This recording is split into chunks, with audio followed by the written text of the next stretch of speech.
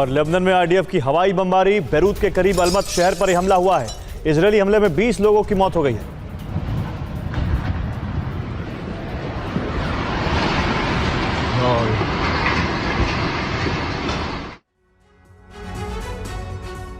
Trump की सत्ता में वापसी के साथ ही यूक्रेन को रूस पर लॉन्ग रेंज हमलों के लिए हरी झंडी दे दी गई। 9-10 नवंबर को यूक्रेन ने रूस की राजधानी पर ताबड़तोड़ ड्रोन हमले किए। मॉस्को पर कई महीने बाद यूक्रेन ने ड्रोन की बरसात की है। इसके साथ ही रूसी हथियार सप्लाई लाइन पर भी लॉन्ग रेंज हमले किए गए। माना जा रहा था कि ट्रंप के आने के बाद यूक्रेन की हालत कमजोर हो जाएगी, लेकिन संकेत ऐसे हैं कि ट्रंप ने भी युद्ध को रूसी जमीन पर ट्रांसफर करने का प्लान एक्टिवेट करने का मन बना लिया है। देखिए कैसे यूक्रेन ने रूस पर हमले किए, कौन से हथियार रूट को टारगेट बनाया और आने वाले दिनों में कैसे युद्ध रूस की जमीन पर शिफ्ट हो सकता है।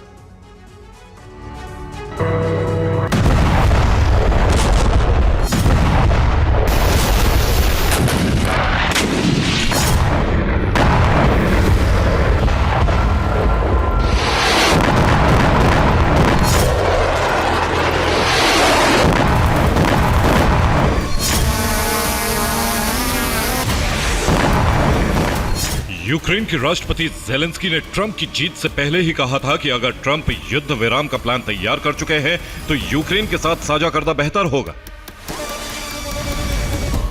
लेकिन ट्रंप की जीत के बाद यूक्रेन का जो रुख नजर आ रहा है, उससे यह नहीं लगता कि रूस यूक्रेन का युद्ध विराम जल्दी होने वाला है।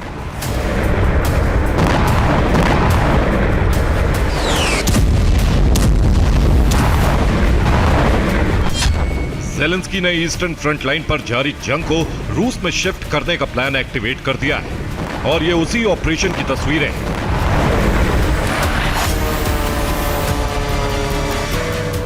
9 से 10 नवंबर को यूक्रेनी ड्रोन ब्रिगेड ने रूस की राजधानी पर ड्रोन हमले किए। मॉस्को पर 1 सितंबर से यूक्रेन ने कोई हमला नहीं किया था।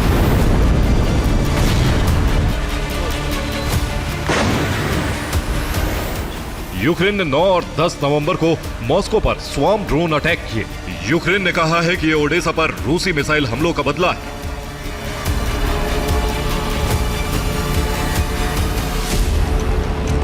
रूस ने यूक्रेन के ड्रोन इंटरसेप्ट करने के लिए अपने डिफेंस सिस्टम का इस्तेमाल किया। रूसी मिसाइलों ने ड्रोन को हवा में नष्ट कर दिया, लेकिन ड्रोन का मलबा गिरने से रूसी गांवों में नुकसान की खबरें हैं। मॉस्को से 20 किलोमीटर दूर स्तानोवोय गांव में ड्रोन का मलबा गिरा। इससे 2 घरों में आग लग गई। एक रूसी महिला इस घटना में गंभीर रूप से घायल हुई है। रूस ने कहा है कि यूक्रेन के 34 ड्रोन मॉस्को के बाहरी इलाकों में इंटरसेप्ट किए गए हैं। ड्रोन हमले की वजह से मॉस्को एयरपोर्ट पहुंचने वाली उड़ानों को डाइवर्ट करना पड़ा। कई घंटे बाद मॉस्को एयरपोर्ट पर ऑपरेशन बहाल हुआ।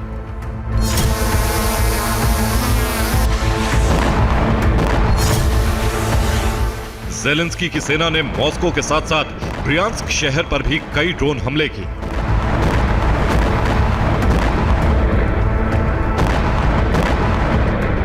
इन ड्रोन हमलों में ब्रियांस्क में बड़े नुकसान की रिपोर्ट है। नवंबर के महीने में यह यूक्रेन का अब तक का सबसे बड़ा हमला है।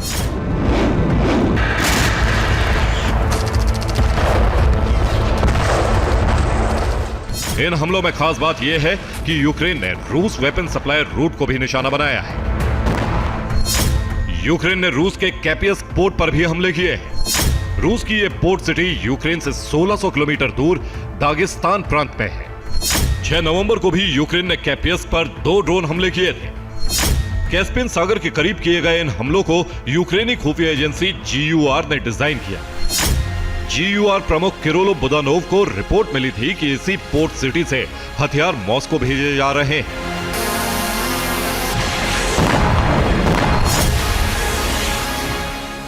रूस की इस पोर्ट सिटी का कनेक्शन ईरान के साथ है और यहां से होते हुए ही हथियार मॉस्को तक पहुंचते हैं।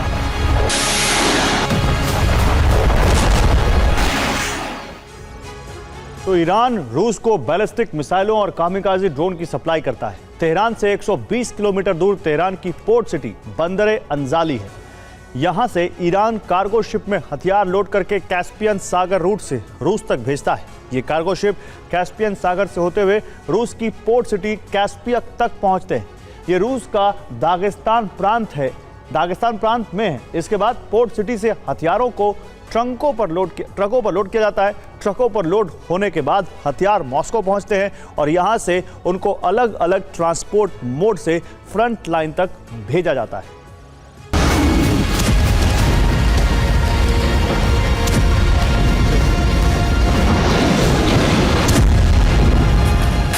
यूक्रेन की रणनीति है कि तेजी के साथ जंग को रूसी जमीन पर शिफ्ट किया जाए ताकि युद्ध विराम वार्ता में यूक्रेन को रूस पर दबाव बनाने की ताकत मिल सके।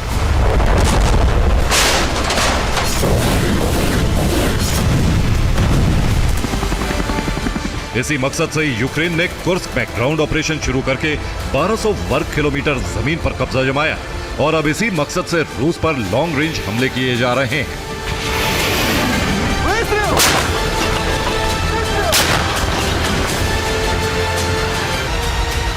रूस पर हमले बढ़ाने के लिए यूक्रेन को हथियारों की नई खेप भी दी जा रही है। अमेरिका से यूक्रेन को पेट्रियट और नैसैम्स सिस्टम की 500 मिसाइलें भेजी गई हैं। इसके साथ ही रिपोर्ट है कि यूक्रेन ने अमेरिका की मदद से 100 मिसाइलें बना ली हैं, जिनसे आने वाले दिनों में रूस पर हमले किए जाएंगे। इसके साथ ही फ्रांस से यूक्रेन को स्कैल्प मिसाइलों का नया जखीरा भेजा जा रहा है।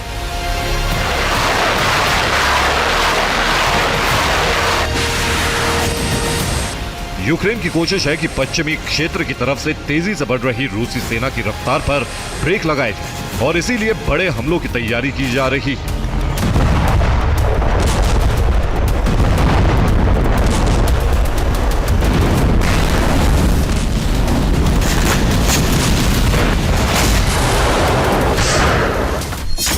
अक्टूबर के महीने में रूस ने 430 वर्ग किलोमीटर यूक्रेनी क्षेत्र पर कब्जा किया है।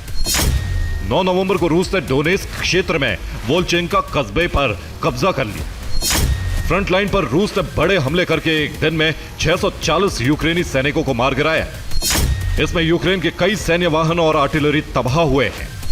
यूक्रेन के एक सैन्य बेस को भी MLRS हमलों में तबाह कर दिया गया।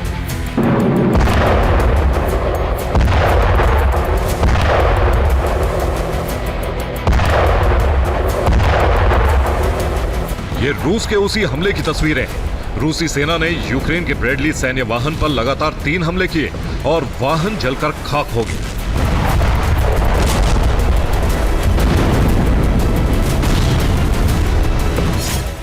रूस के हमलों में यूक्रेन को फ्रंट लाइन पर बड़ा नुकसान उठाना पड़ा है।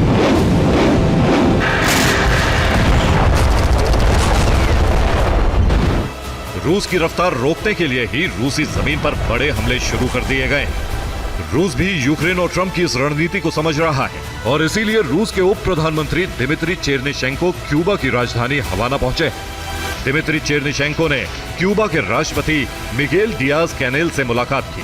हालांकि यात्रा का मकसद व्यापारिक बताया गया, लेकिन माना जा रहा है कि अगर बाइडेन या 20 जनवरी के बाद ट्रंप प्रशासन ने रूस पर लॉन्ग रेंज हमलों की इजाजत दी तो रूस क्यूबा में मिसाइलें तैनात कर सकता है।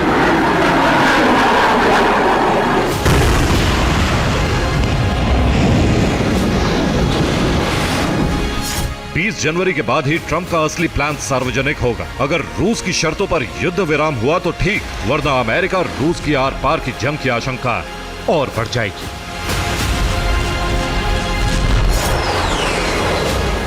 Bureau report, TV9 Bharatvarsh.